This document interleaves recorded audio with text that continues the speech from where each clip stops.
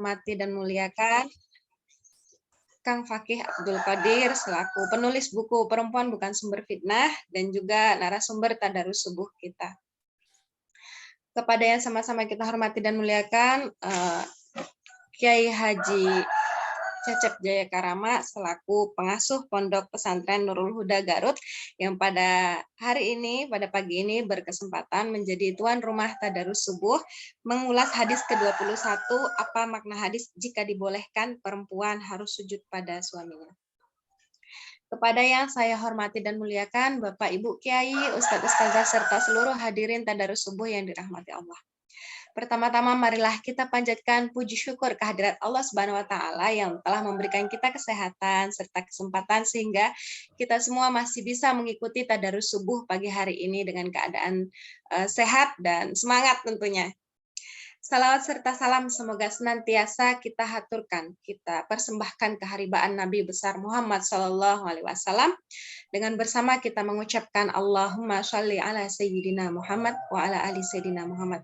Beliaulah yang telah membawa kita dari zaman kebodohan, zaman yang penuh kejahiliahan, tradisi-tradisi yang sangat merendahkan kemanusiaan menuju zaman yang penuh dengan nilai-nilai cinta kasih dan juga kesetaraan. Baiklah seluruh hadirin tadarus subuh, sebelum acara dimulai perkenankan saya Hesti Nugroho selaku pembawa acara pada kesempatan kali ini mengucapkan terima kasih banyak kepada teman-teman yang telah membantu suksesnya tadarus subuh setiap pekannya. Terima kasih kepada Fahmina, Alimat, Rahima, Mubadalah, tak lupa kepada seluruh jaringan reseller Afkarna ID, dan juga terima kasih kepada media partner yang telah menyediakan ruang Zoom sehingga kita semua bisa mengikuti tadarus pagi ini. Terima kasih kepada Cak Mashkur Manajemen. Perlu kami informasikan bahwa tautan atau link memasuki tadarus subuh tidak berubah setiap pekannya, sehingga apabila teman-teman belum menerima undangan atau informasi, bisa langsung mengklik tautan yang sama pada minggu sebelumnya. Tidak berpanjang kata pada kesempatan kali ini, sebelum kita mulai pembahasan tadarus subuh ini, marilah kita bersama membuka acara tadarus subuh ini dengan membaca Ummul Kitab. Ala hadhihi niyah wa ala kulli niyatin salihah. Al-Fatihah. Bismillahirrahmanirrahim. Alhamdulillahirabbil alamin.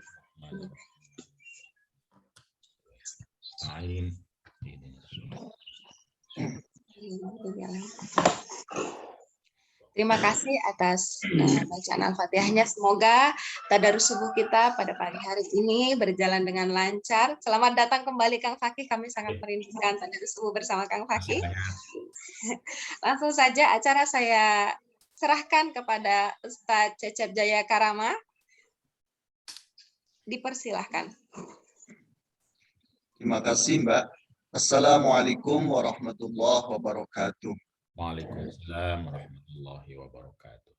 Hamdan wa syukranillah, salatan wa salaman ala rasulillah, Sayyidina wa maulana Muhammad ibn Abdillah, wa ala alihi wa ashabihi wa man tabi'a sunnatahu wa jama'atah min ila hadha ila yaumin nahwa wa la hawla wa la quwata illa billah amma ba'du.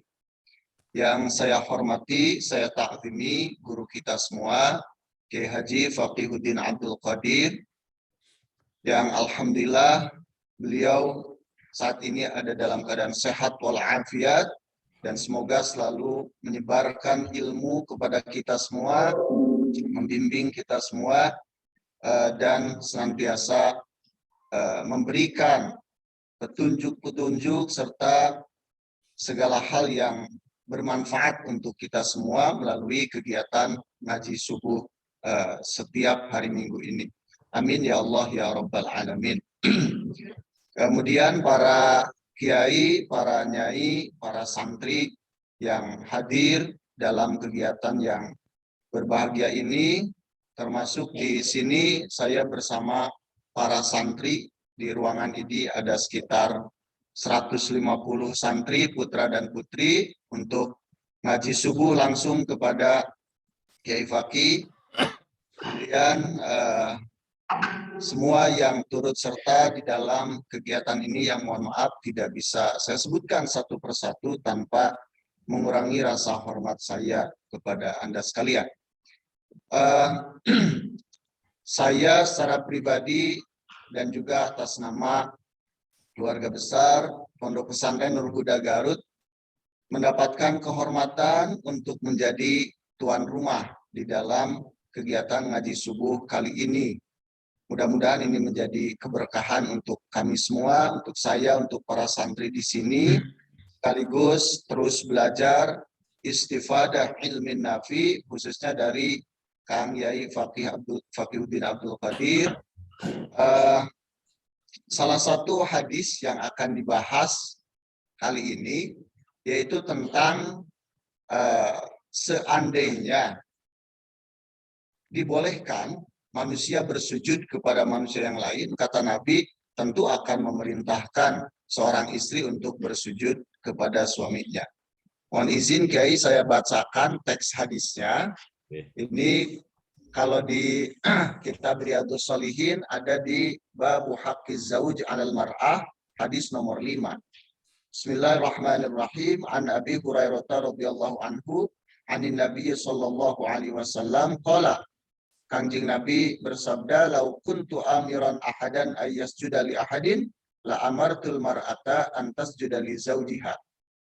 Seandainya aku dibolehkan memerintah seseorang untuk bersujud kepada seorang yang lain, tentu aku akan perintahkan seorang perempuan bersujud kepada suaminya. Rawahu Tirmidzi wa qala hadisun hasanun sahih. Hadis riwayat Imam At-Tirmidzi dan beliau mengatakan ini adalah hadis hasan sahih. Sebahagian orang memahami hadis ini adalah suatu dalil bahwa seorang istri itu secara mutlak harus taat kepada suaminya. Apapun yang dikatakan oleh suaminya dia harus menerima. Apapun yang diperintahkan oleh suaminya dia harus taat, harus menuruti, apapun itu. Nah, sampai-sampai Nabi akan memerintahkan perempuan itu bersujud kepada suaminya, seandainya itu dibolehkan. Tetapi kita semua sudah tahu bahwa tidak boleh kita bersujud kepada selain Allah, karena sujud hanyalah kepada Allah Subhanahu wa Ta'ala. Apalagi kalau sujud ta'abbud, sujud penghambaan. Kecuali mungkin kalau sujud tahiyah hanya sebatas menghormati, tidak ta'abbud beribadah, mungkin masih dibolehkan seperti Nabi Adam disujudi oleh para malaikat, kata Imam As-Suyuti, bil inhina'i, hanya dengan membungkukkan badan, bukan dengan sujud seperti kita sholat penghambaan kepada Allah. Nah, lalu yang menjadi permasalahan adalah apakah memang demikian? Pemahaman sebagian orang atau mungkin banyak orang tentang ketaatan total seorang perempuan yang seolah-olah segala halnya itu tergantung kepada suami. Seolah-olah perempuan atau istri tidak punya hak sebagai seorang manusia yang utuh. Nah, inilah kemudian yang perlu digali lebih dalam pemaknaannya, termasuk mungkin kita akan belajar dari Pak Kiai tentang ini sebenarnya asbabul wurudnya seperti apa. Kalau yang saya tahu, ini kemunculan hadis ini ketika Rasulullah Shallallahu Alaihi Wasallam didatangi oleh Mu'ad bin Jabal sepulangnya beliau dari negeri Syam.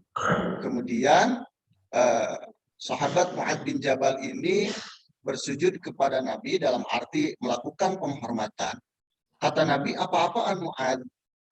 Kata Mu'ad, inilah yang saya lihat orang-orang di negeri Syam melakukan itu kepada raja-raja mereka. Dan saya ingin melakukan itu kepada engkau, wahai Rasulullah Shallallahu Alaihi Wasallam. Kata Rasul, nggak boleh, sesama manusia tidak boleh bersujud. Lalu muncullah itu yang tadi. Kalau seandainya aku dibolehkan untuk memerintahkan seseorang bersujud kepada orang lain, tentu aku akan memerintahkan seorang perempuan bersujud kepada suaminya. Nah, lalu kenapa harus begitu? Karena suami memiliki tanggung jawab yang sangat besar, memiliki kewajiban yang sangat besar, harus bertanggung jawab di dunia wal akhirah, sebagaimana dalam ayat Ar-rijalu qawwamuna 'alan nisa, al-ayat, di mana di situ ada sebagian yang mengatakan hadza khitabut taklifin la khitabut tasyrifin. Jadi itu mengingatkan kepada betapa beratnya peran dan kewajiban seorang suami. Nah, ini sebatas pembukaan saja. Materi yang akan disampaikan oleh guru kita tentu akan sangat bermanfaat dan kita butuhkan. Oleh karena itu, tanpa berpanjang lebar, untuk selanjutnya waktu dan kesempatan dengan segala kehormatan kami serahkan kepada beliau, Kiai Haji Faqihuddin Abdul Qadir. Mangga, Kiai. Oke, matur nuwun Cecep sekaligus takzim dan hormatnya kepada Nurul Huda Garut. Assalamualaikum warahmatullahi wabarakatuh. Bismillah, alhamdulillah, wassalatu wassalamu ala rasulillah wa ala alihi wa sahbihi wa mawalah amma ba'd. Rabbighfir lana warhamna wajburna warfa'na warzuqna wahdina wa'afina wa'fu anna. Semoga doa ini sekaligus untuk sebagai sapu jagat ya untuk seluruh kebutuhan-kebutuhan kita, mulai dari kebutuhan maghfirah untuk diampuni oleh Allah Subhanahu wa taala, rahmah untuk selalu dicurahkan kasih sayang dari Allah maupun dari semesta, dan wajburna agar digantikan seluruh kekurangan kita, seluruh kelemahan kita, seluruh kebodohan kita tentu saja dengan yang baik. Warfa'na, dan semoga derajat kita diangkat, dinaikkan, derajat apapun, derajat ketakwaan, ilmu pengetahuan, derajat rizki, dan lain sebagainya. Karena itu kita juga berdoa warzuqna, agar terus diberi rizki, keimanan, kesehatan, dan diberi hidayah, wahdina, wa'afina, dan diberi kesehatan, wa'fu anna, dan kemaafan. Teman-teman sekalian, tadi sudah diawali oleh Kang Cecep tentang hadis yang ke-21 ini. Seperti yang sering atau berkali-kali saya ingatkan terkait dengan metode mubadalah. Jadi kita seperti biasa bahwa ngaji hadis tadarus subuh ini menggunakan metode mubadalah terkait bagaimana kita memaknai sebuah hadis dan lalu menjadikannya sebagai inspirasi dalam laku hidup kita.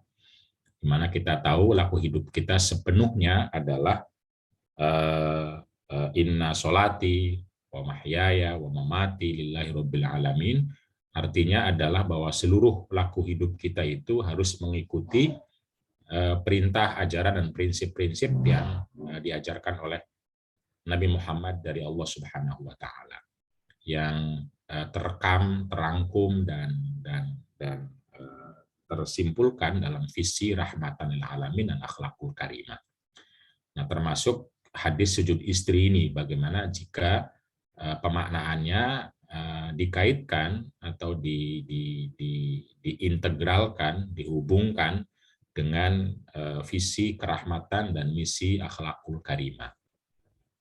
Nah, metode mubadalah itu bagaimana tadi mengaitkan sebuah teks, sebuah ayat, sebuah fikih atau apapun dengan kerangka utama dari visi Islam itu, yang setiap hari kita bilang berhukum kepada Allah, kembali kepada Allah, merujuk kepada Nabi. Itu artinya adalah metode mubadalah mengingatkan kita untuk selalu merujuk kepada kerahmatan, untuk merujuk kepada akhlakul karimah.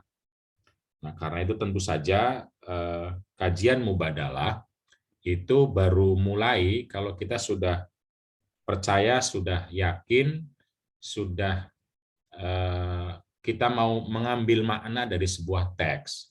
Jadi misalnya hadis ini, tentu saja di sana ada kajian sanad dan matan bagi orang-orang yang punya pengetahuan, punya ilmu, silahkan merujuk sendiri, hadisnya banyak, tidak satu, tidak hanya Abu Hurairah, ada juga dari Mu'adz bin Jabal, tadi yang dikutip oleh Kang Cecep dari Riyadhus Shalihin kan Abu Hurairah. Lalu asbabun nuzulnya dari Mu'adz bin Jabal. Lalu kemudian ada dari Qais bin Sa'ad, ada juga dari Aisyah, ada juga dari Abdullah bin Abi Aufa. Jadi banyak jalur ya. Tapi jalur yang banyak ini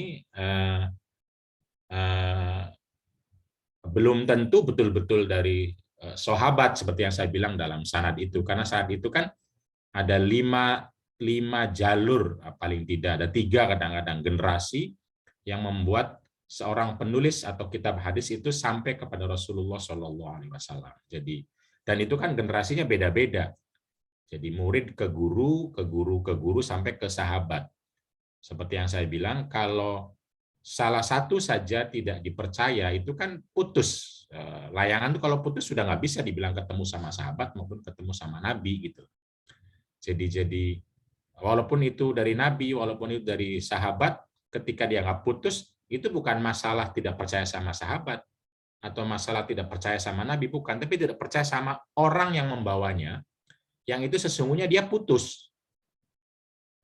Nah itu ada kajiannya di sana, monggo. Saya juga udah kirim diskusi para ahli hadis dunia, multaqo ahlul hadis.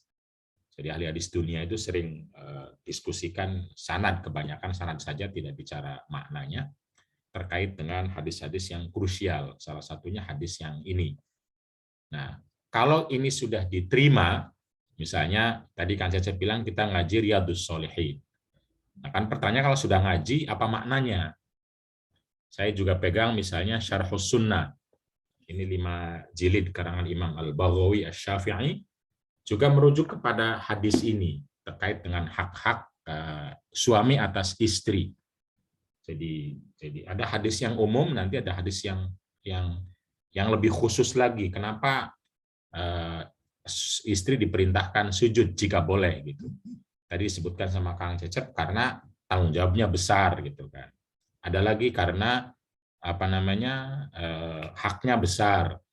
Ada lagi karena ya sudah melakukan sesuatu, dan ada lagi bahkan tambahannya itu kalau diperintahkan untuk berhubungan intim sedang di dapur maupun sedang di atas unta, wajib melayani.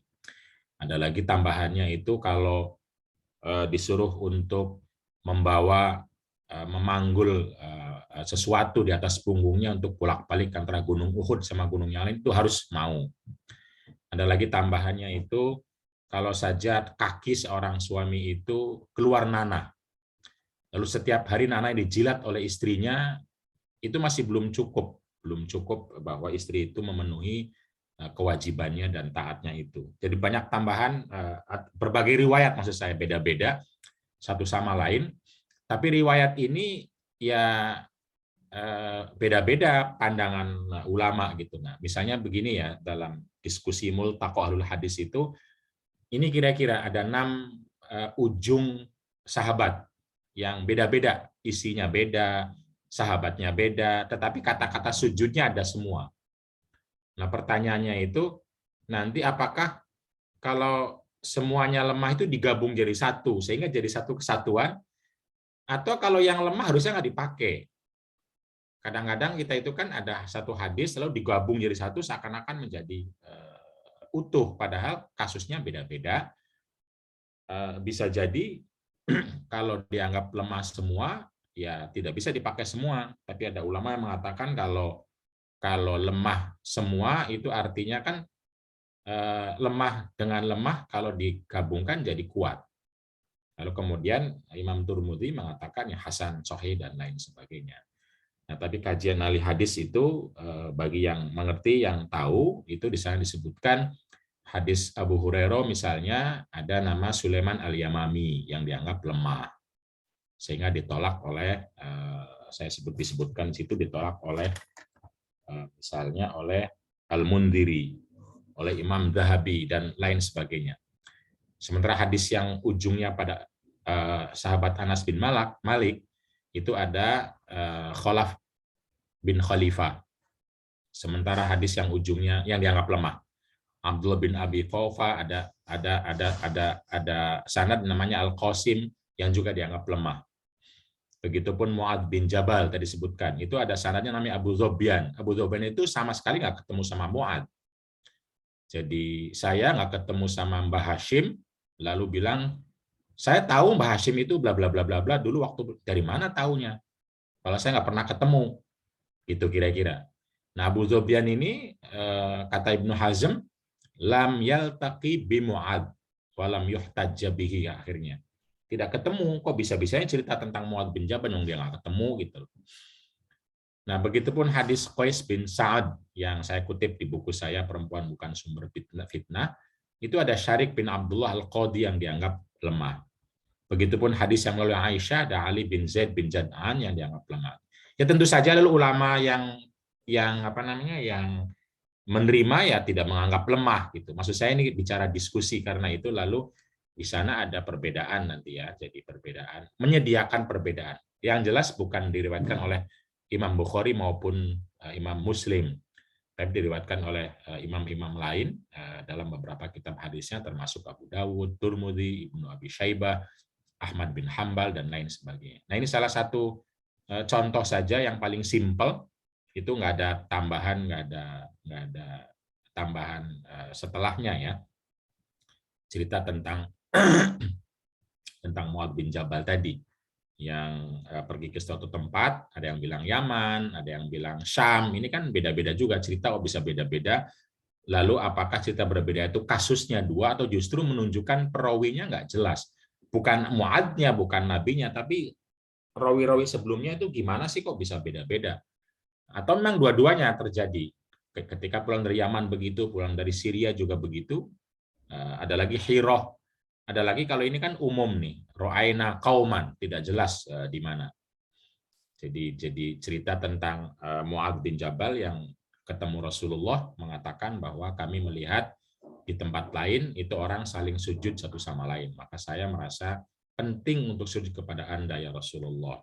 Lalu Nabi bilang tidak boleh sujud kepada manusia, kalaupun boleh saya akan memerintahkan perempuan, tetapi saya tidak perintahkan.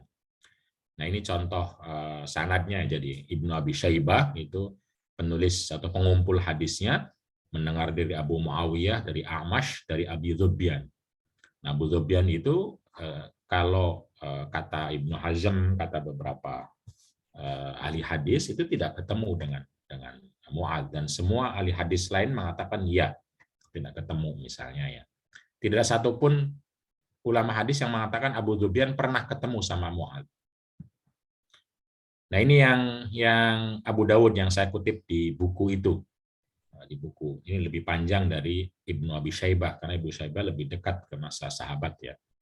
Ada Amr bin Aun, ada Ishaq bin Yusuf. Jadi ini kan generasi murid ke guru gitu loh.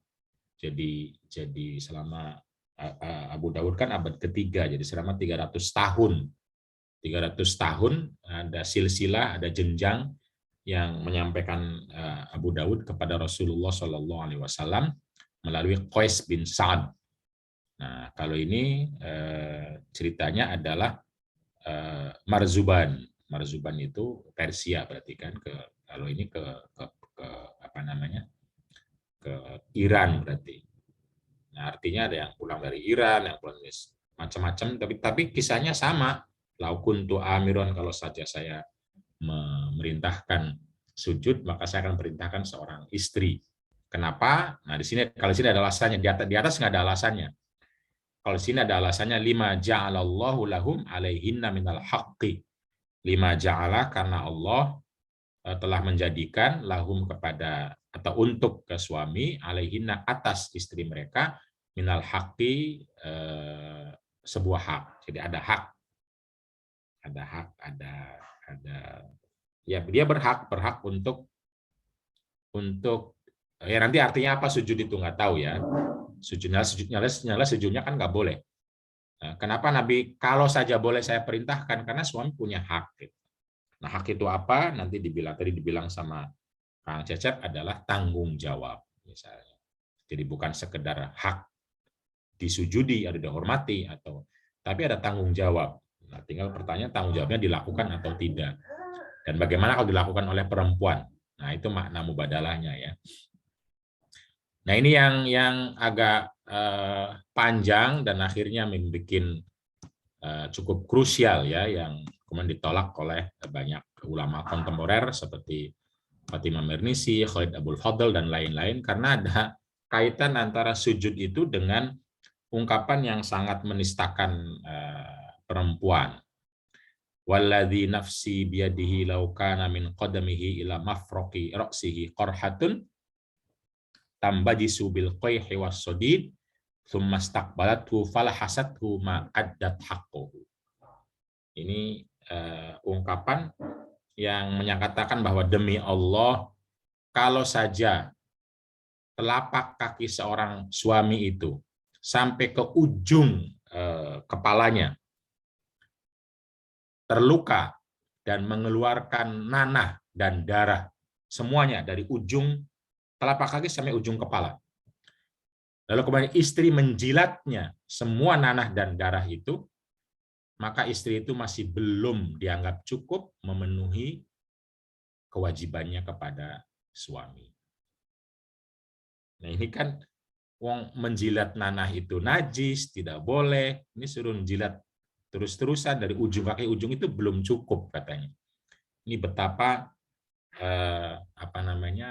kewajiban itu besar sekali, dan kalaupun dilakukan masih belum cukup gitu katanya dilakukan itu. Nah, ini yang kemudian tokoh atau cendekiawan seperti Fatimah Mernissi yang menolak keras hadis tersebut. Dan Khalid Abul Fadl juga sama menolak bahwa hadis ini bertentangan dengan prinsip-prinsip agama gitu, prinsip-prinsip Islam.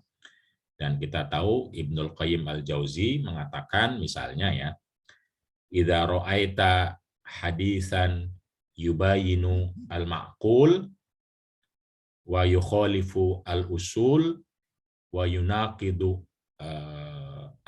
al-manqul fa'lam annahu hadisun maudhu'. Kata-kata Ibnul Qayyim yang kemudian sering dikutip oleh para ulama itu mengatakan kalau kamu ketemu hadis yang bertentangan dengan prinsip-prinsip agama, yunaqidu al-usul, yang bertentangan dengan prinsip-prinsip agama, au yubayinul ma'qul, atau menyalahi logika umum masyarakat, au yukhaliful manqul, atau bertentangan dengan nas-nas yang lebih kuat gitu. Fa'lam annahu maudhu', maka ketahuilah hadis itu pasti palsu. Itu kira-kira begitu. Nah, inilah yang kemudian dipakai oleh banyak ulama untuk atau beberapa ulama, kalau banyak beberapa ulama untuk melakukan kritik sanad. Kritik sanad bahwa tidak semua yang sahih sanadnya, kritik matan, tidak semua yang sahih sanadnya adalah sahih matannya. Kenapa? Karena tadi bukan berarti nabinya yang salah, tetapi mencurigai orang yang meriwayatkannya itu loh, meriwayatkannya. Karena riwayatnya itu kan 4, 3, 5, kadang 6 jalur orang yang itu kalau satu putus nggak bisa, nggak ketemu sama sekali, nggak ketemu bagaimana gitu. Kalau misalnya lupa atau salah atau berbeda ternyata riwayatnya dan lain sebagainya. Jadi istilahnya Syekh Khalid Abul Fadl itu adalah faith-based objection. Jadi menolak dengan prinsip-prinsip keimanan. Jadi prinsip-prinsip keimanan itu. Nah itu ya ini lagi Musnad Ahmad bin Hambal yang lain yang saya ceritakan tentang ada tambahannya selain sujud itu adalah perempuan harus memenuhi kebutuhan suaminya, kebutuhan seks suaminya, nanti kita bahas pada minggu berikutnya, sekalipun di atas punggung unta permintaannya itu. Nah, dalam kajian sanad itu kalau sekarang ya kira-kira ya tentu saja masih banyak yang mendiskusikan, tidak hanya 3 ini, tapi paling tidak yang sering dikutip oleh orang ada 3 pihak kalau konteksnya. Tentu ada yang lainnya, tapi yang saya temukan paling tidak 3 pihak ini yang mengatakan kalau Syekh Nasiruddin Albani bahwa hadis ini sahih. Ada masalah, ada kekurangan, ada kelemahan, tetapi satu sama lain bisa menguatkan sehingga kesimpulan akhirnya adalah sahih dalam Irwaul Ghalil. Tentu Imam Turmudi tadi bilang juga sudah sahih ya kalau yang lama. Yang lama banyak sekali perdebatan di sana.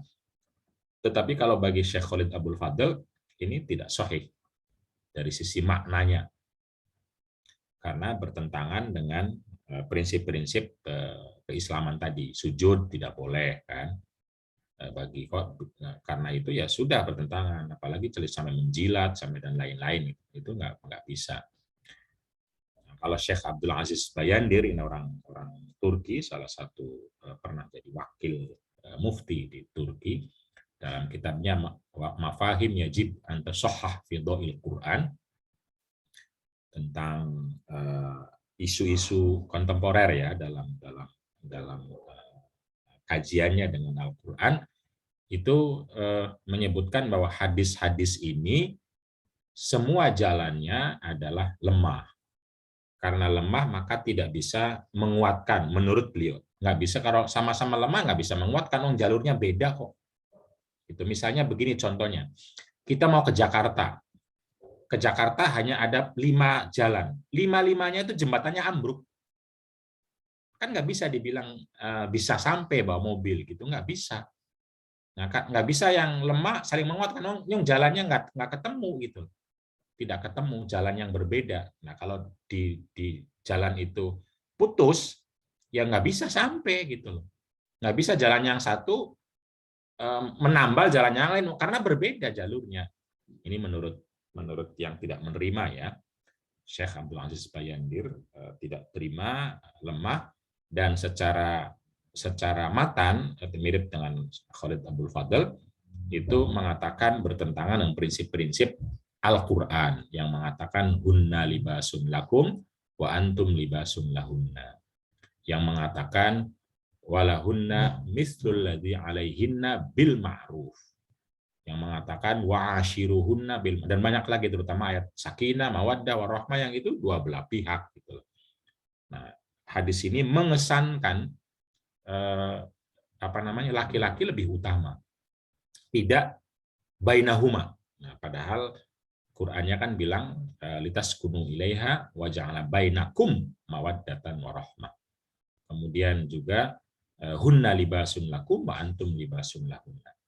Dengan prinsip-prinsip itu, Syekh Abdul Aziz Bayandir lebih memilih untuk tidak memakai, menggunakan, dan menerapkan hadis itu.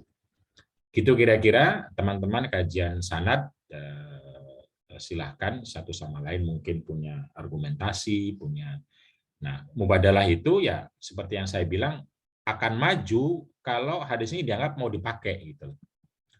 Jadi kalau hadis ini mau dipakai, mau kita jelaskan, mau kita rujuk ketika kita berceramah misalnya, bagaimana memaknainya itu. Apakah maknanya adalah taat mutlak seperti yang disampaikan oleh Kang Cecep, dipahami oleh banyak orang, bahwa hadis ini kan tidak apa ya, kalau yang umum ya, yang umumnya itu kan cuma mengatakan jika saya izinkan seseorang sujud kepada orang lain, maka saya akan perintahkan istri sujud kepada suami. Tapi Nabi kan memerintahkan. Lalu apa maknanya? Apa makna dari hadis ini? Nah, itu yang memaknai ya, yang memahami. Nah, pemahamannya tadi taat mutlak.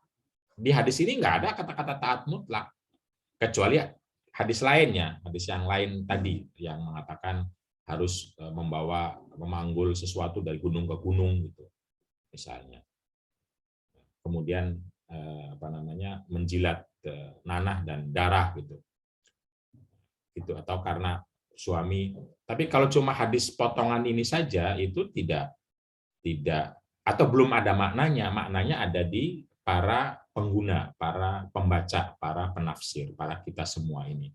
Apa maknanya? Nah, salah satunya adalah ketaatan mutlak. Apakah betul demikian? Nah, kalau yang hadis yang saya kutip di di perempuan bukan sumber fitnah, itu ada kata-kata lima ja'alallahu lahunna alaihinna minal haq. Kenapa saya, ini kalau kita terima hadisnya, kenapa saya, kata Nabi, memerintahkan seorang istri bersujud kepada suaminya jika boleh, itu karena suami punya hak atas istri. Nah, pertanyaan, apa hak ini? Kan gitu. Apa hak ini? Apakah hak sujud? Tidak. Karena sujud tidak boleh. Hak apakah ini? Nah, kalau dibilang tadi tanggung jawab, nah pertanyaannya apakah istri tidak punya tanggung jawab? Atau pertanyaannya tanggung jawab apa yang dimiliki oleh suami? Lalu tanggung jawab itu dilakukan nggak sama suaminya? Kalau tidak dilakukan berarti kan nggak punya dia. Nah, kalau yang melakukan istrinya, berarti istrinya yang harus disujudi dong. Gitu. Atau kalau sama-sama melakukan, berarti ya sama-sama punya hak, sama-sama punya tanggung jawab. Nah, itu memaknai mubadalah itu. Jadi apa makna yang mau kita munculkan dari hadis ini? Itu kita yang akan mengelolanya secara terkait dengan berbagai prinsip-prinsip lain. Anggaplah kita mulai dari ketaatan misalnya ya. Apakah betul ketaatan itu mutlak dari istri kepada suami? Di mana hadis yang mengatakan ketaatan mutlak itu? Di mana Qur'annya misalnya? Yang menyebutkan ketaatan mutlak seorang istri kepada suami. Padahal prinsip tauhid menyampaikan, sebagaimana sering dikuatkan berkali-kali oleh Mbak Nur Rofiah itu, bahwa prinsip tauhid justru membuat kita semua itu harus merasa hamba, di mana hanya Allah yang Tuhan. Ketika hanya Allah yang Tuhan, maka seluruh proses relasi kemanusiaan itu adalah antar hamba. Karena antar hamba, maka ketaatan itu harus merujuk kepada Allah, bukan mutlak kepada manusia. Jadi ketaatan kita kepada seseorang itu harus ada kaitannya dengan ketaatan kepada Allah, bukan mutlak kepada manusia. Nah, rujukan ketaatan kepada Allah itu artinya kepada hukum, kepada aturan, kepada prinsip. Jadi seseorang mentaati orang lain itu karena diperintahkan oleh Allah dan terkait dengan prinsip-prinsip Islam atau prinsip-prinsip agama. Nah, dalam konteks relasi suami istri, ketaatan seorang istri kepada suami itu kalau terkait dengan prinsip-prinsip rumah tangga, terkait dengan prinsip-prinsip perkawinan, yaitu apa ya? Sakinah, mawaddah, warahmah. Menjaga keutuhan, menghadirkan kebaikan, muasyarah bil ma'ruf. Jadi ketaatannya itu bukan karena dia suami, tetapi karena dia meminta, menyuruh, menganjurkan, dan mengkondisikan agar si istri itu tetap hidup dalam keutuhan rumah tangga, kebahagiaan rumah tangga, apalagi kesejahteraan rumah tangga, kenikmatan bersama rumah tangga. Jadi harus dalam konteks itu. Kalau menyuruhnya semena-mena hanya untuk kepentingan dirinya, yang justru menyakiti istrinya, yaitu melanggar prinsip Allah yang mengatakan la doror wala diror.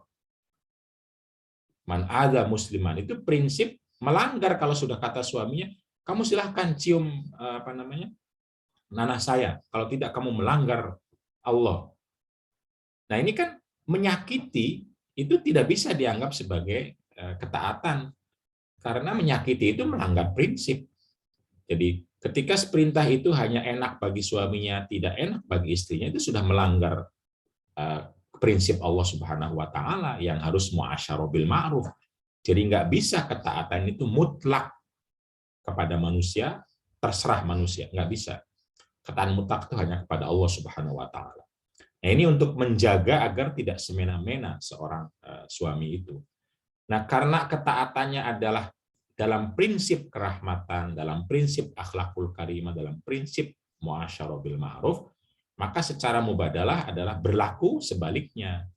Artinya kalau si istrinya yang meminta, yang memohon, yang memerintahkan, yang menganjurkan agar supaya suami itu melakukan sesuatu dalam koridor prinsip kebersamaan, kebahagiaan, kesejahteraan, sakinah tadi, maka hal yang sama suami juga wajib taat kepada istri. Karena apa? Ketaatannya kepada Allah, bukan kepada mutlak kepada istri itu.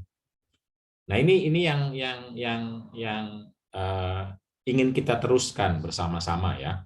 Ketika kita memaknai ketaatan, kita memaknai pelayanan, ketika kita memaknai apalagi melayani suami, melayani istri, membahagiakan suami, membahagiakan istri, kewajiban, hak, tanggung jawab, itu pada konteks prinsip-prinsip hukum yang telah digariskan oleh Al-Quran dan Nabi Muhammad SAW. Bukan mutlak, karena manusia tidak punya kuasa mutlak siapapun manusia itu, presiden sekalipun, apalagi sekelas suami gitu loh.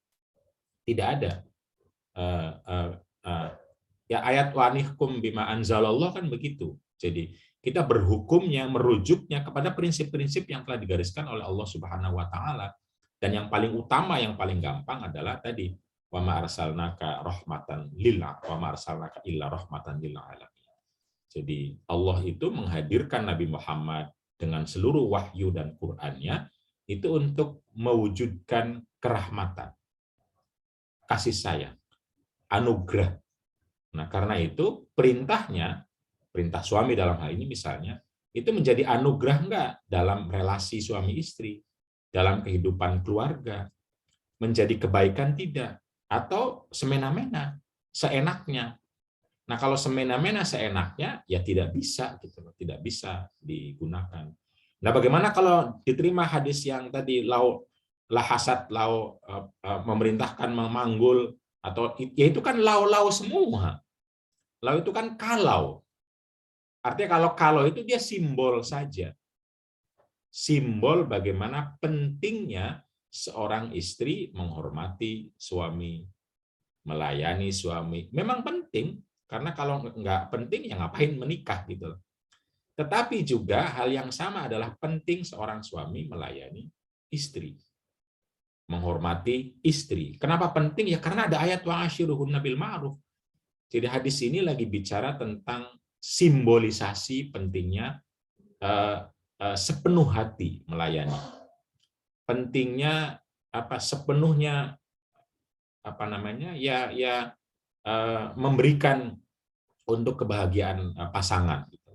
Nah, ini penting kenapa? Karena kita ingin hidup bersama itu. Kalau tidak ingin hidup bersama ya ngapain gitu, ngapain menikah. Nah, tentu saja nanti sepenuh ini kan dikontekskan pada kemampuan masing-masing, pada kondisi masing-masing, pada kesehatan masing-masing yang harus diproses terus-menerus. Jadi kehidupan relasi suami istri kan berdinamika, diproses agar supaya kuat terus-menerus. Salah satunya adalah dengan mendorong si istri untuk sepenuhnya, suami untuk sepenuhnya. Tentu ada naik turunnya, ada marahnya, ada capeknya, yaitu manusia, tidak mungkin, kita bukan robot gitu loh. Tetapi kita diingatkan terus dengan berbagai terminologi dalam Islam terkait dengan relasi suami istri itu, untuk kita terus termotivasi menjaga keutuhan itu, sekalipun terjadi berbagai dinamika itu. Tentu bukan dinamika yang menghancurkan, yang kekerasan, yang menistakan ya, tapi dinamika perbedaan-perbedaan yang pasti terjadi dalam memilih baju, memilih sekolah anak, nutup pintu atau tidak, gitu, mati lampu atau tidak, tidur gelap atau, dan banyak sekali kalau dalam kehidupan suami istri itu sesungguhnya lebih terkait dengan hal-hal remeh-temeh sehari-hari dibanding soal yang pentingnya S2, S3 itu.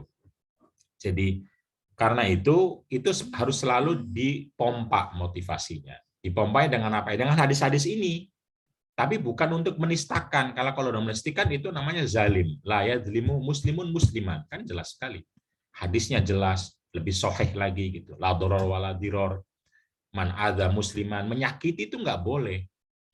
Jadi memerintahkan yang membuat istri sakit ya haram banget gitu loh. Kalau haram udah nggak bisa memakai hadis ini untuk menyakiti, nggak bisa, karena hadis ini kalau dipakai dia lagi memotivasi, sama kayak hadis tentang atau pemahaman kita tentang nikah itu sunnah misalnya, itu kan lagi motivasi. Bukan berarti kalau sunnah ya nikah lagi tiap hari nikah terus karena sunnah. Itu salah kaprah. Itu artinya bukan untuk Nabi, tapi untuk nafsunya. Untuk nafsunya sendiri. Mau nikah poligami maupun nikah berkali-kali. Itu artinya kan nikah sunnah itu artinya nikah itu sunnah maka rawat. Pelihara gitu. Nah ini kan soal memaknai. Siapa yang memelihara? Ya dua-duanya. Bagaimana cara meliharanya? Ya minimal hadis bilang cara memeliharanya wajahnya ceria gitu loh minimal. Kemudian kalau diminta melayani, kalau berjauhan menjaga diri. Siapa saya yang harus menjaga diri? Ya dua-duanya. Itu disebut dengan istri soleha dan suami soleh. Jadi nggak cukup kita cuma punya istri soleha, kita harus punya suami soleh. Yang sama-sama ceria, yang sama-sama membahagiakan, sama-sama melayani, sama-sama menjaga diri kapanpun, dimanapun. Mau berjauhan, mau berdekatan. Apalagi nikah itu ibadah misalnya. Itu jangan diartikan karena nikah ibadah, nikah lagi, nikah lagi, nikah lagi. Nah ini kan artinya pemaknaannya yang masalah itu. Awalnya Nabi ingin memotivasi agar kita selalu dalam kebahagiaan, bahwa kita tuh bisa ibadah loh sama suami istri kita sendiri gitu. Tidak perlu jauh-jauh harus ke Syria gitu, pengen ibadah ke Syria, berjihad ke Turki gitu loh. Harus ngumpulin uang umroh haji. Ya itu betul, tapi kan tidak semua orang punya umroh dan tidak bisa umroh tiap hari. Tapi kalau sama istri sama suami bisa tiap hari. Itu ibadah kamu. Senyum kita ibadah, memberi kita ibadah, makan bareng kita ibadah, kan indah sekali gitu loh. Tapi kalau dimaknainya itu karena ibadah, ayo nikah lagi, ayo nikah lagi. Nah ini kan artinya bukan melayani nilai, melayani nafsu gitu loh. Nah ini mubadalah itu mengenalkan metode, cara, dan perspektif bagaimana seperti berulang-ulang saya katakan wabashir alladzina yastami'una wabashir ibadi alladzina yastami'una al-qaula fayattabi'una ahsana. Maka yang berbahagia itu adalah hamba-hambaku yang ketika mendengar perkataan, mendengar ayat, mendengar hadis, mendengar tafsir, yang diikutinya adalah yang terbaiknya. Yang terbaik itu apa? Yang meningkatkan ketakwaan kita kepada Allah dan ketakwaan kita kepada manusia dan alam sekitar. Membuat kita terus bisa berbuat baik, mendatangkan kebaikan. Itu yang dianggap oleh Allah sebagai orang yang diberi kabar gembira, yang akan bahagia, dan dianggap orang-orang yang bertakwa. Jadi kita bisa mengaji kitab apa saja, Riyadhus Shalihin, Syarah Al-Baghawi misalnya ketika baca hadis. Lalu kalau kita punya kekuatan kajian ilmu intelektual untuk mengatakan hadis ini tidak benar, ya silahkan. Lalu kalau sudah dianggap tidak benar, tidak sahih, lemah, ya jangan ditafsirkan, berhenti. Gitu. Tapi kalau misalnya kita merujuk kepada hadis ini, lalu kita ceramahkan, ya rujuklah dan ceramahkan untuk ahsana, untuk yang terbaik. Karena tanggung jawab kita itu di situ. Jadi jangan ketika mengutip, ya ini kan kata Imam Syafi'inya, ya ketika ngomong kata Imam Syafi'i itu bagian Anda. Kita tidak tahu persis bagaimana Imam Syafi'i ketika menyampaikannya secara utuh. Bagian Anda adalah mengutipnya dan menyampaikannya dan mendorong kemana orang itu. Kalau Anda mendorong agar supaya suami itu melakukan semena-mena, maka itu dosa Anda, dosa kita semua. Kalau itu mendorong bahwa akhirnya istri itu taat mutlak dan akhirnya menjadi korban kekerasan, maka dosa kita semua, para penceramah kita ini. Kita berdosa semua ketika akhirnya mendorong para suami berlaku semenang-menang dan istri sabar menerima kekerasan gitu. Karena apa? Karena kita punya hadis lain, kita punya ayat lain, kita punya contoh-contoh lain gitu loh. Kenapa tidak dikutip? Nah, karena itu kalau kita tidak hafal contoh, tidak hafal hadis, tidak hafal ayat, pakai metode mubadalah yang lebih sederhana untuk mengatakan kira-kira maknanya apa ya yang baik untuk kedua belah pihak. Kalau makna yang baik untuk kedua belah pihak, kedua-duanya kita dorong.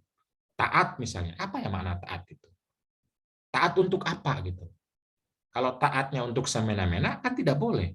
Tapi kalau taatnya untuk kebaikan rumah tangga, maka itu bisa dikerjakan bersama-sama. Misalnya apa? Mong-mong anak. Itu kan bagus ngomong anak itu. Jadi nabi juga ngomong anak. Nah, itu kan bagus. Kalau bagus ya tidak hanya menyuruh dong suami itu. Tiap hari mau sedekah nggak, mau ibadah nggak, mau jihad nggak, itu anakmu. Itu kan artinya kebaikan itu hanya digunakan untuk menyudutkan orang, memerintahkan, memaksa orang, dia tidak dilibatkan. Padahal kalau kebaikan itu kan harusnya berlaku umum. Kebaikan itu ya digotong bareng, berlaku ayo gitu bareng. Nah, hal yang sama terkait dengan mencari ilmu mungkin ya, apalagi semua lah yang relasi-relasi yang diperlukan dalam rumah tangga itu kalau baik ya ayo digotong bareng, kalau buruk dua-duanya jangan melakukan dan jangan menjadi korban. Apapun itu. Dari mulai yang kecil sampai yang besar gitu. Nah, tentu saja nanti ini kan prinsip mubadalahnya karena harus integral sama keadaan hakiki, tetap harus memperhatikan juga bahwa ada kebutuhan khusus yang dimiliki, dihadapi dan ditemui oleh perempuan yang tidak dihadapi oleh laki-laki. Bisa juga ada kebutuhan khusus oleh laki-laki, tapi biasanya kebutuhan khusus laki-laki ini sudah sering difasilitasi oleh agama, sudah sering diberi kesempatan agar supaya istri melayani.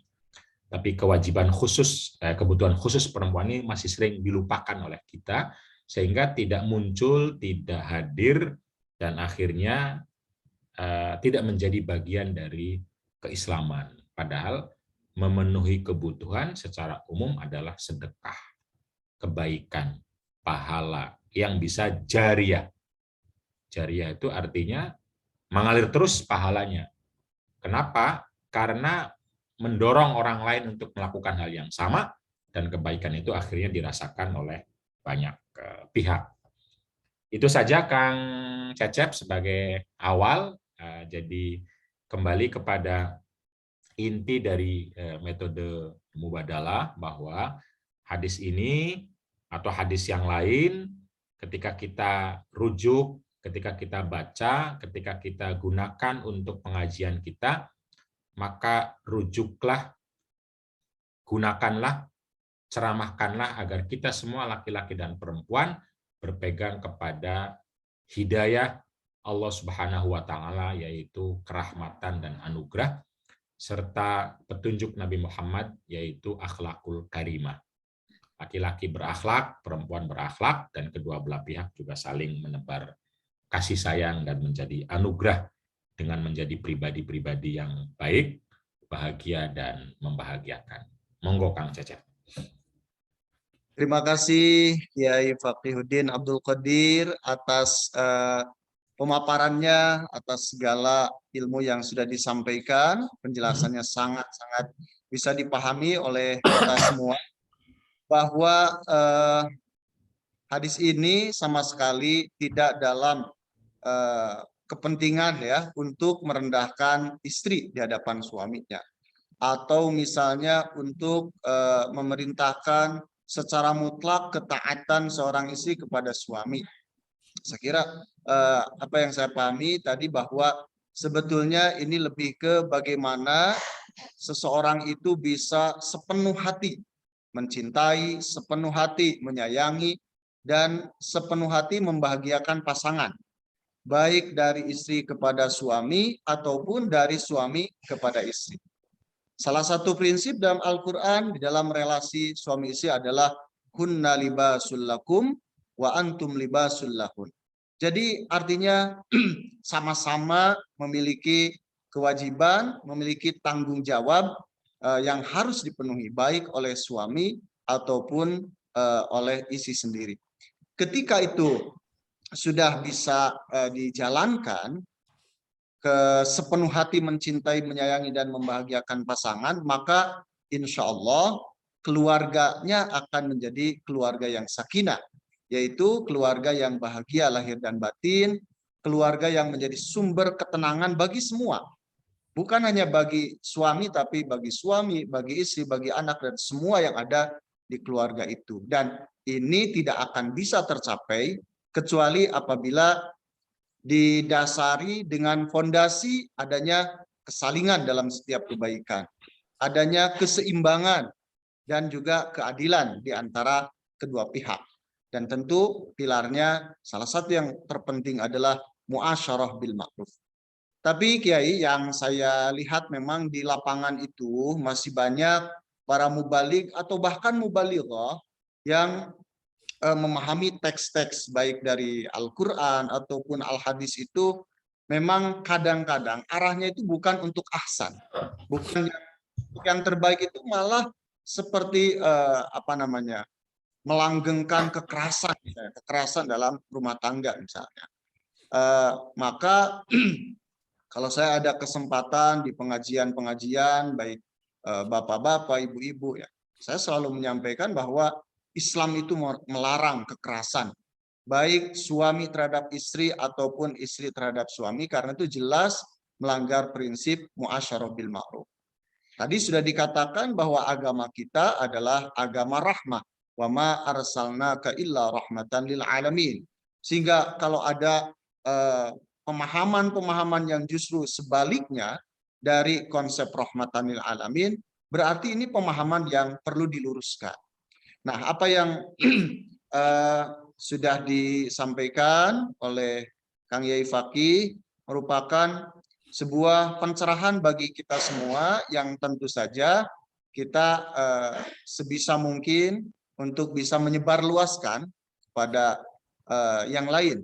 Saya mengutip kalau dari abah saya mengatakan ilmu itu ada 3. Ada ilmu sakuringen, ada ilmu sakurungen, dan ilmu sakurilingen. Artinya untuk pribadi, untuk keluarga, dan untuk masyarakat secara luas. Kemudian catatan saya yang kedua adalah bahwa melayani pasangan adalah ibadah. Melayani pasangan dengan baik, dengan sepenuh hati, itu adalah ibadah. Tetapi masalahnya, ibadah itu kadang-kadang suka terasa berat. Gogoda nak kan seperti itu. Maka supaya tidak menjadi berat, ibadah itu jangan dianggap sebagai beban, tapi dianggap sebagai kebutuhan. Kalau di bahasa Sunda kan, ibadah ulah jadi bang baluh, tapi ibadah kudu jadi kebutuhan, begitu. Jadi bukan beban, tetapi adalah kebutuhan. Itu bagaimana kita butuh untuk bahagia, pada saat yang sama butuh untuk membahagiakan pasangan kita. Sebagaimana di dalam hadis juga dikatakan, innaman nisa usyaqaiqur rijal, perempuan adalah partner atau mitra sejajar bagi kaum laki-laki. Nah, demikian beberapa catatan dari saya. Kemudian ada beberapa pertanyaan yang sudah muncul, Kiai, di Monggo. Ya, saya bacakan. Bentar. Yang pertama,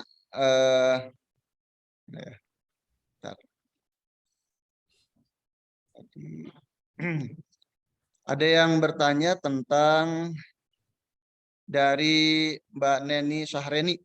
Assalamualaikum, mohon maaf izin bertanya, bagaimana posisi suami di dalam berbakti kepada ibunya dan memenuhi hak-hak istrinya. Manusia punya kekurangan, pastinya tidak bisa sempurna dalam memenuhi 2 kewajiban tersebut.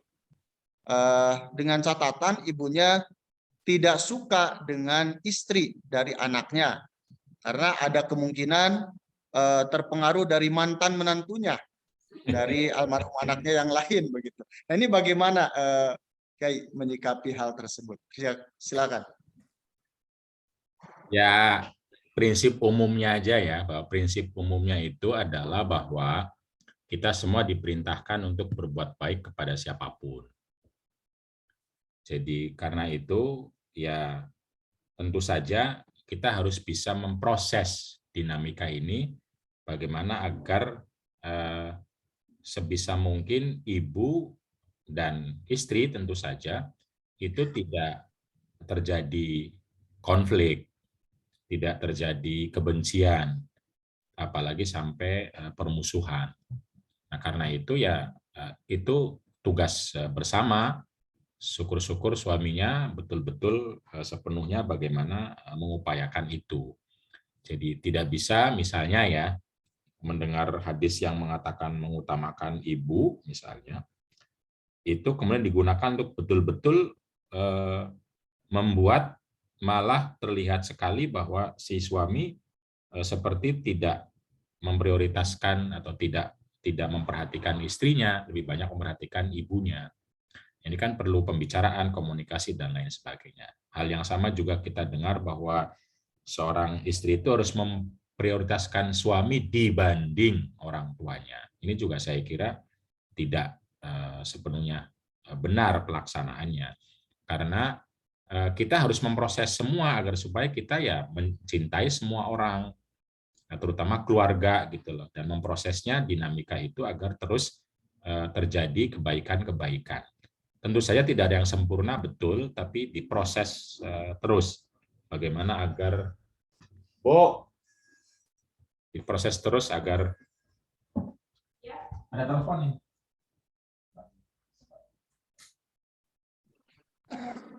Proses terus agar kita mewujudkan, melahirkan, dan mengajak orang untuk terus dalam kebaikan ya. Jadi itu seni dan memang tidak mudah, tetapi selama kita punya niat, punya motivasi, punya keinginan, tidak mementingkan salah satu dan melupakan yang lain gitu. Dalam konteks ibu dan istri misalnya, atau juga orang tua dan suami, ya insya Allah dengan doa, dengan usaha sepenuh hati, mudah-mudahan ada jalan untuk kebaikan-kebaikan itu, walaupun tentu saja tidak akan ada yang sempurna ya dalam hidup ini. Itu Kang Cecep. Baik, terima kasih. Jadi intinya adalah bagaimana mengkomunikasikan ya, mengkomunikasikan di antara berbagai pihak agar bisa berbuat baik kepada siapapun. Terima kasih.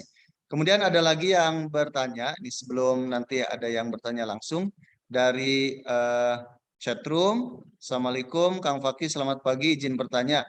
Seperti apa posisi suami sebagai pemimpin dan imam keluarga di hadapan istri? Apakah bisa setara dan kesalingan? Karena saya pernah dengar narasi kalau sepintar-pintarnya istri, bahkan sampai istri itu hafal Al-Quran, dan secantik apapun istri, tetap dia ada di bawah suami, dan istri harus merendah serendah-rendahnya di hadapan suami. Nah, ini bagaimana, Kang? Ya, itu pernyataan itu melanggar prinsip tauhid.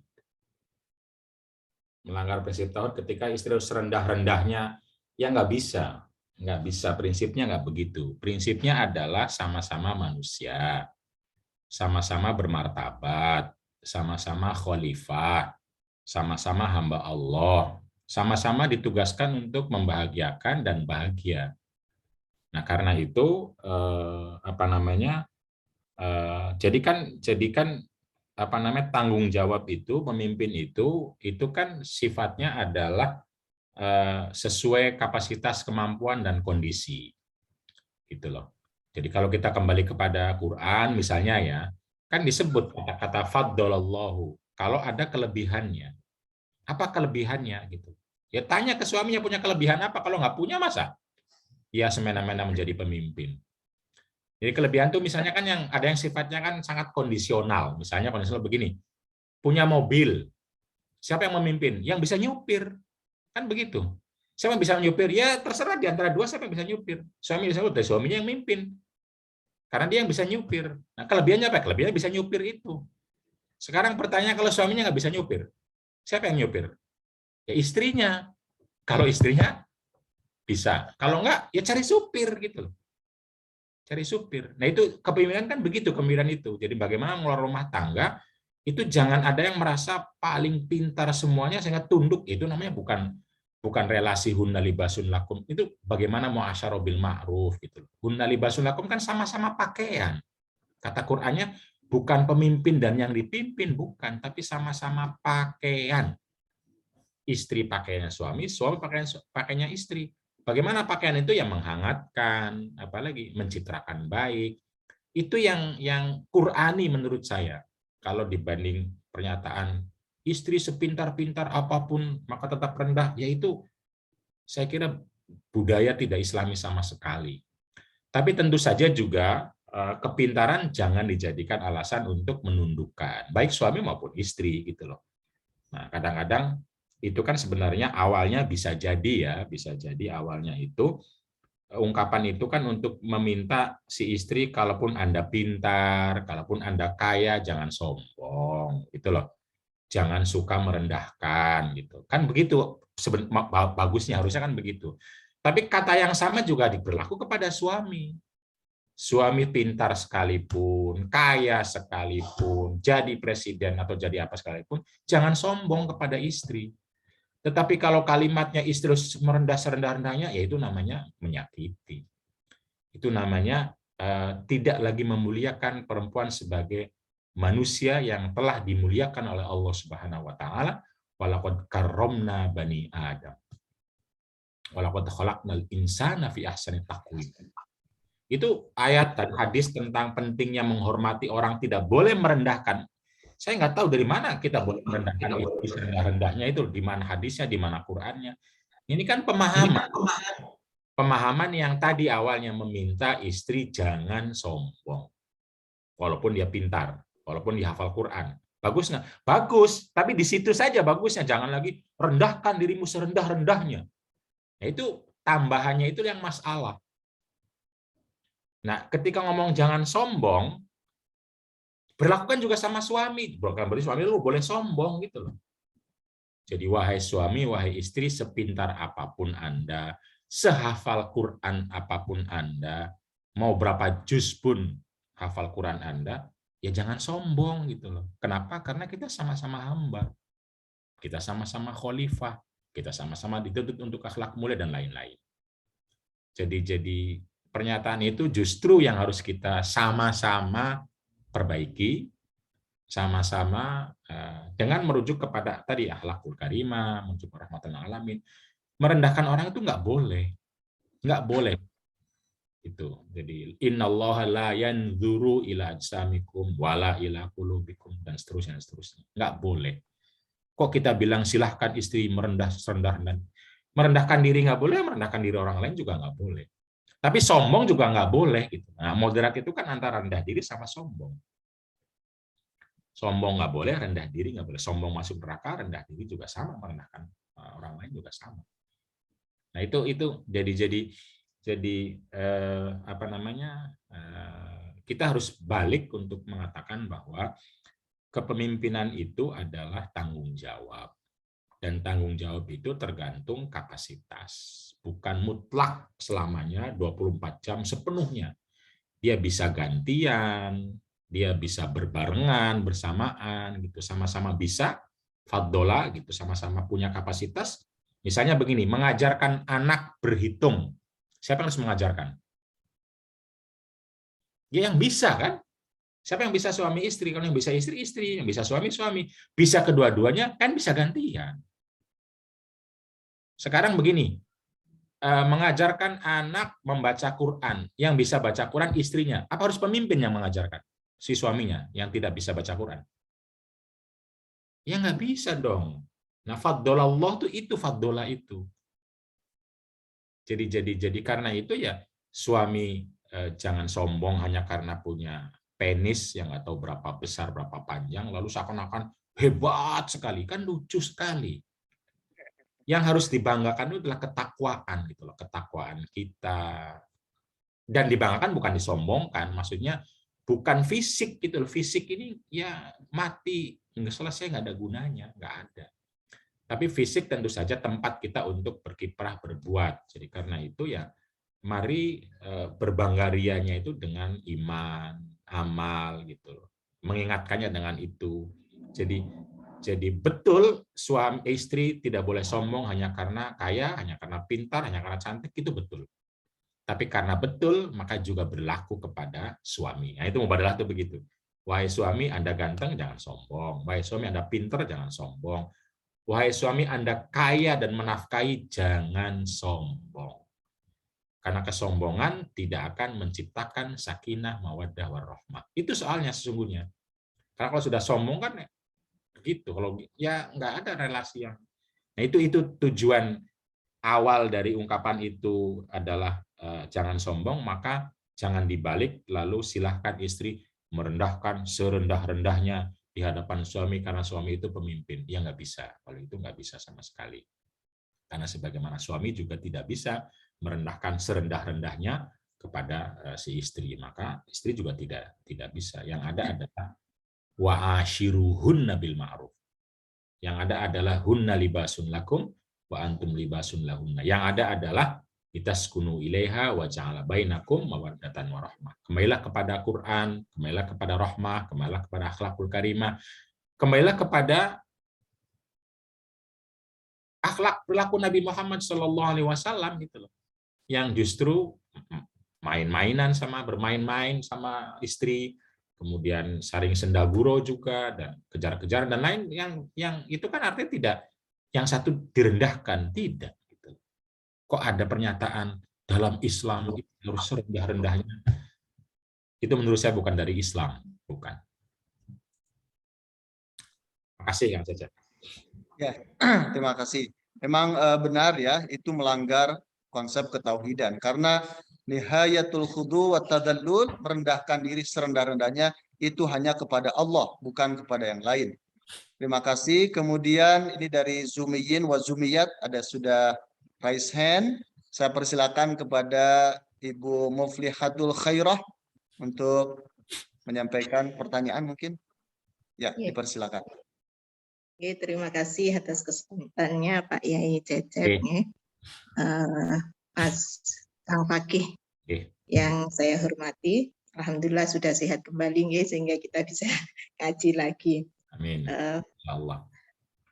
Pertama yang saya merespon tadi ada pertanyaan pertama tentang bagaimana antara kewajiban kepada istri dengan kewajiban suami. Mungkin dengan banyak kajian-kajian yang kita lakukan, ada banyak perempuan yang sudah sadar tentang haknya, ya kemudian juga kewajibannya, sehingga ini juga pernah diteliti oleh mahasiswa Fakultas Syariah UIN Sunan Ampel ya, tentang bahwa ada kecenderungan laki-laki itu kemudian ketika antara kewajiban kepada orang tua dengan istri, nah karena mungkin ada banyak pernyataan-pernyataan dari tokoh agama bahwa ketika seorang laki-laki itu sudah menikah, itu tetap anaknya orang tua, tetapi kalau atau masih punya kewajiban ke orang tua, tetapi ketika seorang istri itu sudah menikah, maka kewajibannya adalah pada suami, gitu ya. Jadi itu menjadi pernyataan yang kemudian terrefleksi dalam perbuatan, yaitu tadi misalkan kemudian kemarin ada penelitian itu bahwa suami itu ketika memberikan kepada orang tuanya itu lebih, sehingga kewajiban kepada anak istrinya itu tidak terpenuhi gitu ya. Jadi itu dijelaskan bahwa berapa dia ngasih ke orang tuanya, membayar kosnya ini, tapi pada istrinya kurang dari yang dibutuhkan oleh istri. Bahkan istri banyak didukung oleh orang tua dari pihak istri gitu ya. Itu aja, saya hanya info aja. Kemudian tadi yang kedua juga gitu. Kemarin saya pernah melakukan penelitian tentang isi khotib nikah. Nah, ini nanti kan mungkin Kang Fakih ini saya lihat di timnya Kemenak ya, tentang yang sebelum pranikah itu loh. Ya. Saya lihat. BIMWIN. Ya. Nah, itu mungkin nanti di BIMWIN sudah dikasih pengetahuan yang adil gender, tetapi ketika khutbah nikah, nah ini khotibnya masih bias gender. Kemarin saya melakukan penelitian itu khotib nikah yang ada di Masjid Al-Akbar Surabaya, itu masih banyak yang bias gender.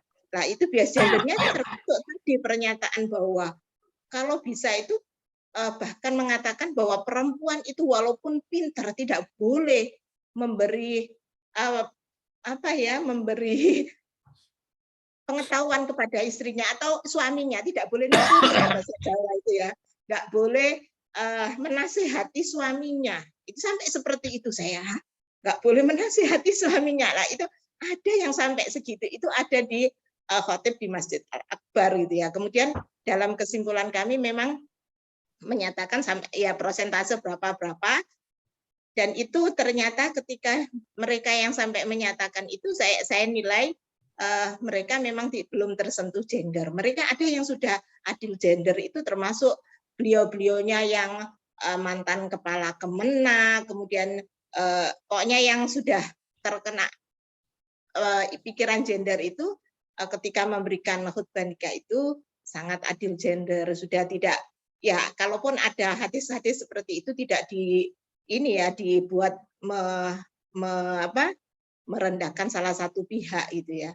Bahkan ada yang bisa menyentuh bahwa istri kamu ini sejak kecil dididik orang tuanya, kamu harus menghormati, dan ada yang seperti itu. Tapi ada yang tadi tidak boleh menasihati seorang suami, sepandai-pandai apapun, kamu sarjana, kamu dokter, dan lain sebagainya. Sampai seperti itu. Nah ini mungkin nanti perlu ada sedikit wawasan pada khotib-khotib tentang adil gender, mungkin bisa disampaikan ke Kementerian Agama. Jadi ada sentuhan-sentuhan ke para khotib itu sehingga tadi jadi penyampaian hadis-hadis itu bisa secara seimbang, bisa adil dengan pemaknaan seperti yang disampaikan Kang Fakih ini kan kemudian membuat penyadaran kepada kedua belah pihak, tidak salah satu pihak yang didiskreditkan gitu. Mungkin itu, terima kasih.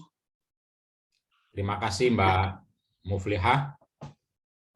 Ya mudah-mudahan Mbak Muflihah ikut bikin buku khutbah nikah, lalu disebarkan, dan kewajiban kita semua agar supaya membaca, tidak hanya saya, tidak hanya Kemenak, juga Ibu Muflihah, atau kalau tidak ya menyebarkan buku-buku khutbah nikah yang sudah ditulis misalnya oleh Rahima. Nah ada Mbak Vera di sini yang tulis, juga Kang Cecep juga, itu kan ada buku khutbah nikah yang bisa dimanfaatkan, disebarkan, atau minimal kita sebarkan lewat Facebook kita bahwa ada loh khutbah-khutbah nikah yang dibikin oleh para KUA, oleh para ustadz, yang itu sangat baik untuk kemaslahatan bersama. Nah, kadang-kadang kan orang kan tidak tahu, tidak kenal, maka tidak bisa, tidak tahu dia belajarnya kan itu, yaitu yang disampaikan. Nah, karena itu tugas kita bersama. Nah, syukur-syukur Ibu Muflihah sendiri bisa bikin khutbah lalu disebarkan minimal kepada mahasiswa-mahasiswinya yang juga akan menjadi calon khotib-khotib nikah itu. Jadi saya kira tugas bersama itu, dan saya yakin Ibu Muflihah bisa, atau kalau tidak mari kita, atau kalau belum ya mari kita sebarkan yang sudah ada. Kalau nggak salah Rahima sudah bikin ya tulisannya para KUA di Jogja dan KUA di Lampung, dan itu bagus, dan ya sebenarnya kalau merujuk kepada tulisannya Pak Quraish Shihab, tulisannya Buya Hussein, tulisannya Mbak Badria di majalah-majalah banyak sekali itu, Mbak Nur juga, itu bisa kan dirujuk dan dijadikan bahan khutbah. Nah karena itu ya mari kita perbanyak, kita sebarkan bersama narasi ini, konten ini, keadilan relasi ini, mubadalah ini, dan lain-lain, agar semakin banyak orang yang mendengar, semakin banyak orang yang mengetahui, karena bisa jadi dia tidak tahu, dia tidak mendengar, atau mungkin mendengar tapi masih sayup-sayup, sedikit-sedikit, sementara yang sebagian besar didengarnya adalah bukan ini. Nah, karena itu kan penting untuk mendengar, merujuk, dan menyebarkan. Untuk di Garut kita punya Kang Cecep misalnya, semua ceramah, buku, tulisan, pengajian Kang Cecep ya disebarkan, kewajiban kita bersama, terutama teman-teman di Garut gitu loh. Nah, kalau kitanya ini kita 168, coba kalau 168 pasang status Facebook semua, masing-masing jamaahnya 1000, udah 168.000 loh Bu. Jadi kita ini kadang-kadang mengeluhkan orang tapi kitanya tidak bergerak. Nah, kalau kita bergerak sedikit saja gitu loh, sedikit pasang status kan sedikit. Tapi kan dibaca oleh banyak orang, lalu menyebar ke banyak orang, disebar di banyak orang, akan banyak gitu loh. Jadi karena itu mari kita buka potensi kita, kemampuan kita, masyarakat kita, apalagi kemampuan kita, dan kita punya banyak media, punya keluarga, punya mahasiswa.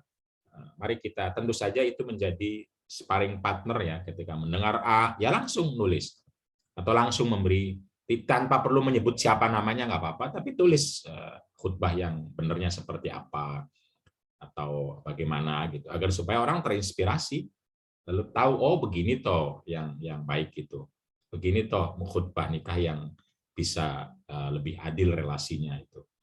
Nah, saya kira itu, dan saya yakin Mbak Muflihah bisa, atau bikin lomba nulis khutbah Bu antar mahasiswa. Nanti yang menang kita kasih buku. Gitu Mbak Muflihah. Ibu. Ya, ada satu lagi Yai yang sudah raise hand, Mbak Rifa Samratus Saadah. Kami persilakan. Oke, Mbak. Mungkin saya mau menambahkan dari Ibu Friha tadi ya Kak ya. Ya Pak ya. Saya melihat dari bukunya Kiai Ali Mustafa Yaakub tentang cara benar memahami hadis, karena memang masyarakat sendiri itu sedikit sekali untuk bisa memahami konteks hadis atau disebut dengan fiqhul hadis. Jadi terkadang untuk membaca satu hadis itu tidak dibandingkan dengan hadis lainnya, ataupun misalnya mereka tidak menggunakan metode asbabul wurud. Yang saya tahu dari hadis sujud ini tuh di kitabnya Ahmad Ibn Hanbal itu dijelaskan secara rinci kenapa hadis sujud ini tuh lahir. Jadi yang pertama memang ada satu hewan unta yang digunakan oleh kaum Ansor untuk untuk mengambil air, untuk mengambil tanaman lainnya. Lalu unta ini tuh menjadi liar, dan kaum Ansor itu Rasulullah. Akhirnya Rasulullah itu datang ke kandangnya unta tadi, dan kagetnya Rasulullah ketika mengusap ubun-ubun yang mengusap kepala di unta tersebut tidak mengamuk gitu ya. Unta tersebut malah nunduk. Nah, dari sanalah sahabat Rasul tuh kaget, kok ini hewan yang tidak berakal pun bisa tunduk kepada Rasul, bagaimana dengan dengan orang yang berakal, maka saya tidak mau bersujud. Nah, disinilah mungkin hadis konteks sujud ini tuh udah hadir, dan tentunya di bukunya Kiai Ali Mustafa Yaakub sendiri, yang kadang orang tuh memandang Kiai Ali Mustafa itu terlalu tekstualis, padahal kalau dilihat lagi fiqhul hadis yang beliau pakai itu sama dengan prinsip yang mubadalah ini gitu. Dan fiqhul hadis itu sebagai pondasi awal untuk mengaca terhadap kebutuhan di masyarakat. Seperti itu Pak, saya mau menambahkan saja, barangkali mungkin penjelasan saya salah, mohon diperbaiki. Terima kasih Fakih, Pak Cecep. Ya, terima kasih Mbak Rifa atas tanggapannya. Mau ditanggapi Yai atau bagaimana? Enggak, saya kira dia akan menambahkan saja. Tapi bahwa memang hadis-hadis itu terkait itu ya, asbabun nuzulnya beda-beda antara satu riwayat dan riwayat yang lain. Ya, ini ada satu lagi, mungkin yang terakhir ya, karena waktu dari Ibu Alimatul Qibtiyah, kami persilakan. Terima kasih Prof. Fakih dan Prof. Cecep dan Ibu Bapak semuanya. Saya ingin bertanya, karena kemarin ketika di Binwin Jogja saya sampaikan hadis ini, saya ditanya oleh salah satu peserta yang dia juga alumni UIN, yang dia pernah belajar hadis juga. Saya sampaikan bahwa saya bukan ahli hadis, tetapi saya membaca produk-produk dari para ilmuwan hadis, termasuk dari Pak Fakih dan dari Bu Dr. Nurun Najwa. Karena beliau disertasinya juga terkait dengan hadis-hadis yang berhubungan dengan isu-isu laki-laki perempuan. Nah, dalam disertasinya Bu Nurun Najwa dikatakan bahwa hadis yang kita bahas pagi ini itu ada 14 macam matannya, yang mana kesimpulannya dalam disertasi itu kalau tidak salah 7 hasan, ya, selebihnya adalah lemah, ya, lemah gituan. Sehingga kemudian kalau lemah kita kan juga ragu untuk menjadikan hujah. Tapi saya didebat oleh peserta itu bahwa tidak selalu hadis yang lemah itu tidak dapat digunakan hujah. Nah, itu gimana Prof. Fakih menjelaskannya? Terima kasih. Ya, terima kasih. Ya memang prakteknya demikian Bu Alim. Masih prakteknya itu adalah bahwa baik di fikih, baik di tasawuf, baik di akidah, baik itu ya termasuk di kalangan ahli hadisnya sendiri. Jadi sekalipun kita punya mustalah hadis yang mengatakan bahwa hadis itu ada sahih, hasan, dhaif, kalau yang dhaif itu tidak dipakai, tapi prakteknya ya kita memakai. Prakteknya seperti itu, memakai. Jadi yang lemah itu ya bertebaran di mana-mana. Di tafsir, di fikih juga, fikih itu ya bisa dikatakan 30%-nya tidak semua fikih ya, tapi seringkali misalnya Talkhisul Habir misalnya Ibnu Hajar itu kan meneliti, ada yang meneliti hadis-hadisnya madzhab Syafi'i, hadis madzhab Hanafi dan lain-lain, atau apa namanya Imam Ghazali juga kan oleh Imam Al-Raqi diteliti hadis-hadisnya, itu selalu saja ada hadis-hadis dan yang itu lemah dan tetap dipertahankan sebagai sebuah pandangan fikih. Nyatanya begitu. Tetapi juga ada ulama hadis yang kekeh pokoknya kalau dhaif enggak gitu loh. Nggak bisa dipakai. Nah, ketika kekeh ya lalu disisihkan semua pandangan-pandangan yang dhaif itu. Nah, tapi juga ada ulama, dalam kutip ya ulama lain yang berusaha mensohihkan yang dhaif-dhaif. Gitu. Nah, seperti Nasruddin Albani itu seringkali begitu kata peneliti juga sama ya. Jadi yang dhaif-dhaif dulu jadi sahih sekarang atau oleh beberapa ulama. Jadi saya ingin mengatakan begini, sahih dan dhaif itu ya ijtihad. Ijtihadnya karena pertama ngelihat jalur sanad. Orangnya itu baik atau tidak, akalnya sempurna atau tidak, hafalannya gimana. Itu dan ketika hidup seorang sanad itu kan hidupnya panjang. Misalnya saya nih, sesekali saya ngomongnya salah. Atau ngomongnya tidak hanya salah, ya mungkin betul-betul berbeda dari apa yang saya dengar. Didengar oleh Kang Cecep. Kang Cecep bilang, oh Kang Fakih nggak bener itu. Kang Cecep bener. Gitu loh. Tapi orang lain melihatnya ketika saya benar, Kang Fakih benar. Gitu. Nah, yang satu mendengar saya benar untuk membenarkan seluruh omongan saya, sementara Kang Cecep untuk menyalahkan seluruh omongan saya. Itulah kajian hadis itu sering seperti itu. Ada mutasyadid, ada yang mutasahil. Nah sekarang ya monggo masing-masing, kalau saya sih silahkan saja kalau saya kajian, karena memang itu ada ilmunya dan itu seperti yang sering berkali-kali memang betul-betul kalau menurut saya capek ya. Capek artinya betul-betul ngulitin satu persatu. Nah karena itu kalau saya ya langsung aja, kamu pakai apa nggak hadisnya? Kalau mau pakai ya mari kita maknai bagaimana maknanya. Kalau saya ya. Kalau nggak mau pakai ya sudah. Sudah, artinya Anda sudah sampai kepada sebuah kemampuan untuk memilah, memilih dan memastikan ini enggak, ini iya gitu. Dan ini banyak orang yang punya kemampuan itu. Tapi kalau tidak dan seringnya hanya mendengar lalu memakai, maka pertanyaannya apa maknanya gitu loh. Nah, kalau maknanya itu untuk mendiskreditkan, ya secara prinsip mendiskreditkan salah. Menzalimi secara prinsip menzalimi salah. Menyakiti secara prinsip menyakiti salah gitu. Karena itu harus makna yang mubadalah, yang menghadirkan kebaikan bagi kedua belah pihak, atau kalau memerintahkan melarang keburukan dari kedua belah pihak gitu. Jadi ya itu strategi saya begitu Mbak Alim ya, karena kalau mau berdebat di situ ya tentu saja banyak ulama hadis yang mengatakan hadis lemah nggak dipakai. Tapi Imam Ahmad bin Hambal itu ahli hadis loh, memakai hadis lemah. Ahli hadis besar. Lalu orang bilang lemahnya Imam Ahmad bin Hambal itu kuatnya hasannya Turmudi. Nah itu kan tafsiran lagi. Padahal Imam Ahmad sudah ngomong lemah gitu loh. Ini kan gimana ya begitu ya, karena tadi hadis itu kan jalurnya panjang. Jalur ada 5, 6. Nah, lalu satu orang itu kan riwayat hidupnya kayak saya nih. Riwayat hidup saya misalnya ikut sama gerakan KUPI itu 20 tahun, sejak tahun 2000 misalnya.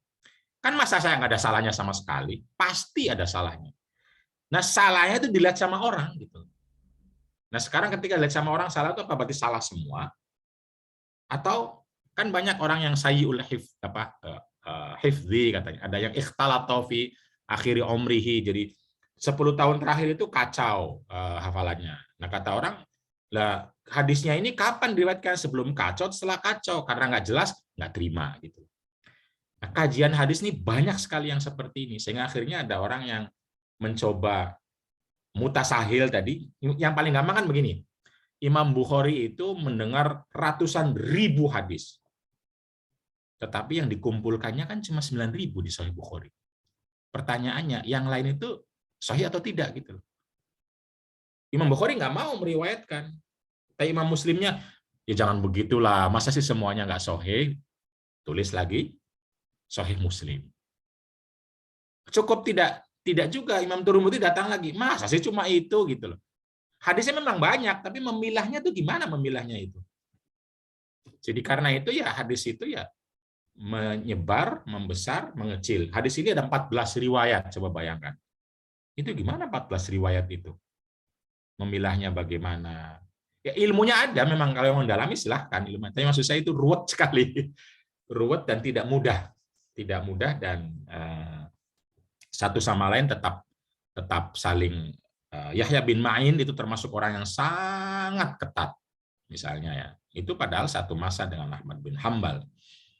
Dan lain-lain ya. Jadi ya antar sahabat juga satu sama lain sangat ketat beda-beda. Umar bin Khattab mengatakan harus ada saksi 2, hadis itu baru diterima. Itu gimana tuh kalau begitu nggak berlaku semua hadis itu. Kalau pakai Umar bin Khattab maksud saya. Karena kebanyakan hadis kata Imam Syafi'i ahad. Ahad itu satu jalurnya. Satu jalurnya, ini harus 2 saksinya, itu gimana itu misalnya ya. Ya dan lain-lain, terus dengan sumpah ditambah sumpah, kalau kali ditambah sumpah. Dan masing-masing jadi kalau menggunakan Imam Bukhari saja itu semua hadis lain bisa nggak dipakai. Menggunakan tambah Imam Muslim, hadis lain bisa nggak dipakai. Maka pakai yang lain. Lalu sekarang pakai model Albani kan, Albani yang dirujuk oleh banyak ulama Saudi, ya banyak mutasahil lalu kemudian dan lain-lain. Jadi ya monggo saja yang punya waktu, punya tenaga, punya kapasitas, silahkan. Kalau mubadalah konteksnya adalah begitu hadis itu mau dimaknai, mau menjadi inspirasi, maka balik kepada rahmatan lil alamin dan akhlakul karimah. Balik kepada fabasyir ibadi alladzina yastami'una al-qaula fayattabi'una ahsana. Apakah ahsana itu? Ya rahmatan lil alamin sama akhlakul karimah. Nah, itu karena itu makna itu yang kata Ibnu Arabi, tanggung jawab kita lah. Makna itu banyak, hadis itu banyak, ayat itu tafsirnya banyak. Tanggung jawab kita lah mana yang kita ambil, apakah mendorong orang berbuat baik atau sebaliknya membuat orang lalu menjadi pelaku keburukan. Itu tanggung jawab kitanya di situ. Jadi bukan kajiannya, kajian ulama yang sudah selesai gitu loh. Tapi kita mengambilnya yang mana ketika menyampaikan kepada. Gitu Mbak Alim. Mohon maaf mungkin belum tentu menjawab karena saya juga tidak begitu, terus terang tidak begitu menguasai banyak tentang sanad ya. Itu ilmu yang sangat, ini membaca sanad ini aja tuh aduh ruwetnya minta ampun. Karena penulis hadisnya banyak, rawinya banyak gitu, dan itu perlu keahlian tersendiri. Tapi ya sudah ada yang menyimpulkan. Nah, tinggal kita kan mengikuti kesimpulan orang kan. Tadi kesimpulan Nur Najwa, saya kesimpulannya. Ini kesimpulannya syarah kitab ini juga mengatakan dhaif misalnya. Padahal Imam Tirmidzi mengatakan hasan, itu gimana itu? Imam Tirmidzi-nya, tapi kan sama-sama ahli hadis mereka. Az-Zahabi itu ahli hadis besar sekali. Tadi Al-Mundhiri itu adalah Imamul Muhaddisin, mengatakan hadis ini lemah. Imamul Muhaddisin. Tapi kan Imam Mundhiri abad ke-5 gitu loh. Sementara Nasirul Albani abad sekarang. Ya, kita percaya Albani atau percaya Mundhiri? Ini kan soal pilihan. Soal pilihan ini baru lemah dan tidak lemahnya. Belum lagi lemah itu dipakai apa tidak? Banyak mazhab lagi. Lemah itu dipakai apa enggak ya? Yang lemah itu banyak mazhab lagi. Ya. Baik, Kang Yai, tidak terasa ya waktu sudah jam 7:05. Ini sangat menarik sekali. Diskusi kali ini, ngaji subuh kali ini mudah-mudahan berkah, bermanfaat. Kita semua sudah banyak sekali mendapatkan ilmu dari guru kita, mudah-mudahan menjadi ilmu yang berkah, manfaat untuk kita, untuk keluarga, dan untuk masyarakat. Mohon maaf tidak seluruhnya bisa saya fasilitasi untuk menyampaikan pertanyaan. Mudah-mudahan pada ngaji subuh berikutnya kita bisa ngaji lagi, istifadah ilmu nafi lagi dari guru kita. Dari saya selaku tuan rumah menyampaikan jazakallah ahsanal jaza, jazakallah khairan katsira untuk Kiai Faki dan untuk seluruh yang hadir pada kesempatan kali ini. Mohon maaf atas segala kekurangan. Wal'afu minkum wallahu yarhamuna birrahmatit tamah fid dunya wal akhirah wallahu muwaffiq ila aqwamit thoriq. Assalamualaikum warahmatullahi wabarakatuh. Kami persilakan kepada pembawa acara. Alhamdulillah, terima kasih banyak Ustadz Cecep, terima kasih banyak Kang Fakih. Sungguh pagi ini adalah pagi yang penuh keberkahan insya Allah, karena kita semua belajar banyak hal pagi ini tentang bagaimana relasi setara antara suami dan istri.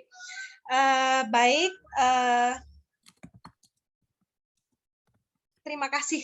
Tak lupa kami sampaikan kepada seluruh hadirin Tadarus Subuh, Ustadz Ustazah, Bapak Ibu Kiai yang telah hadir, kemudian mengapresiasi acara ini serta ikut berpartisipasi, bertanya dan menyampaikan pendapatnya dengan baik. Kami merasa sangat senang dengan kehadiran teman-teman semua pada Tadarus Subuh pada pagi ini.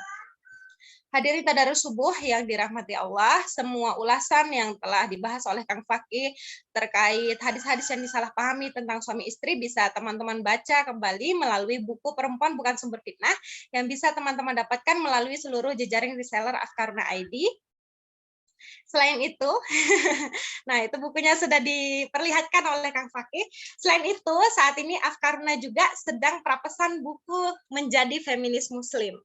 Apakah kelihatan? Nah, jangan bergerak berkelihatan, jangan bergerak. Kurang ke kamera. Oke. Ya. Oke.